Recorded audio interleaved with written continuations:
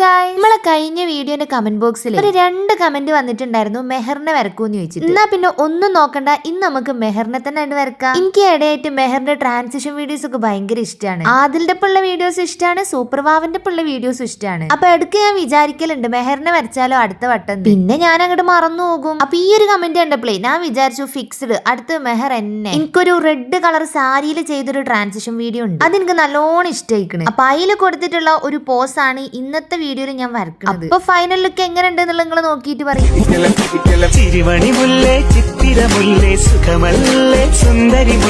ഈ അടുത്ത കാലത്ത് ഞാൻ വരച്ചതിൽ വൺ ഓഫ് ദി ബെസ്റ്റ് നിങ്ങൾക്ക് തോന്നിയൊരു സാധനമാണ്. ഞാൻ തന്നെ വരച്ചിട്ട് ഞാൻ തന്നെ പൊക്കി ഇങ്ങനെ പറയണേ അയ്യേ എന്താലേ.